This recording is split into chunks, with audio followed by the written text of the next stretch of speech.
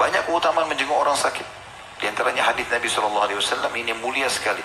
Siapapun menjenguk saudaranya muslim di pagi hari, walaupun cuma sesaat, datang sebentar jenguk lalu pergi, maka Allah mengutus 70.000 malaikat yang memohon ampun untuknya sampai malam hari. Dan siapa yang datang pada malam hari menjenguk saudaranya muslim yang sedang sakit, walaupun cuma sejenak, maka Allah akan utus 70.000 malaikat yang memohon ampun untuknya dari malam sampai pagi. Jadi kalau kita sehari 2 kali jenguk, pagi sekali, misalnya 15 menit, setengah jam, kemudian malam kita jenguk lagi, berarti kita menggabungkan 140.000 malaikat yang mendoakan kita. Hanya datang sebentar ke rumah sakit.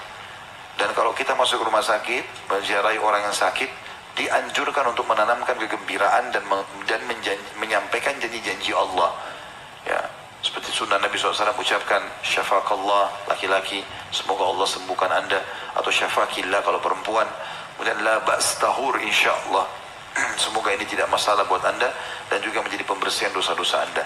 Dan kita coba sabarkan, ya, sebutkan hadis misalnya Nabi SAW bersabda, ada dosa-dosa tidak bisa diampuni atau tidak cukup dengan istighfar, maka Allah sempurnakan dengan diujikan penyakit, ya.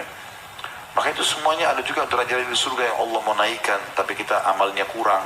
Harus 100 tahun sholat malam, 100 tahun zakat, 100 tahun segala macam. Kalau kita cuma 60, Allah mau sampaikan kita di sana, maka Allah berikan kita cobaan penyakit 10 tahun misalnya.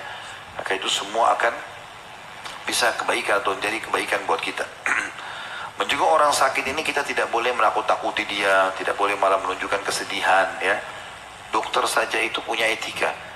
Kalau dia sudah tahu pasiennya bahkan ya sakit parah, dia tanya bagaimana, masih bisa sembuh, diberikan motivasi, gitu kan? Diberikan motivasi, diberikan harapan tentunya bisa disembuhkan oleh Allah Subhanahu wa taala, ya. Kemudian yang terakhir, apabila dia meninggal maka antarkanlah dia, di sini kenal atau tidak kenal. Mengantar jenazah bagian daripada hak seorang muslim. Jadi kalau antum ada waktu lowong, lagi sholat di masjid, mampir ada jenazah disolati, sholat sebentar. Kata Nabi SAW, siapa yang sholat di jenazah dia dapat 1 qirat. Dan siapa yang mengantar jenazah sampai dimakamkan dapat 1 qirat lagi. Dan para sahabat mengatakan, ya Rasulullah, apa itu atau berapa itu 1 qirat? Kata Nabi SAW, seperti gunung Uhud, ya. Jadi lowongkan waktu untuk itu. Sekaligus saya ingatkan juga bagi yang sedang umrah ataupun haji, di Masjid Nabawi, Madinah dan Masjid Haram Mekah itu hampir setiap sholat 5 waktu ada jenazah disolati.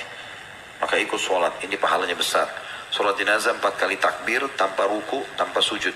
Takbir pertama Allah Akbar, baca Al-Fatihah saja, tanpa iftitah, tanpa surah. Takbir yang kedua, tunggu imam takbir, kemudian takbir kedua membaca salawat Nabi SAW, tepatnya salawat Ibrahim yang dibaca di tahiyat. Dan yang ketiga adalah doakan si mayit. Ada doanya tentunya, Allah maghfir lahu warhamhu wa'afihi wa'afu anhu. Kalau antum tidak hafal, antum bisa ulang-ulangi, Allah maghfir lahu warhamhu. Ya Allah ampuni dia, rahmati dia. Ulangi aja terus sampai imam pindah ke takbir yang keempat. Takbir yang keempat bisa antum doakan diri sendiri atau antum langsung salam sisi kanan. Ini juga boleh, ada 2 pendapat. 1 kali salam saja ke kanan atau 1 kanan dan kiri. Ya, tapi Imam Ahmad rahimahullah dan kami berpegang juga pada pendapat itu karena dalilnya sangat kuat adalah 1 kali saja sisi kanan. Sebagaimana sering dikerjakan di 2 masjid yang mulia, Masjid Haram Mekah dan Masjid Nabawi di Madinah.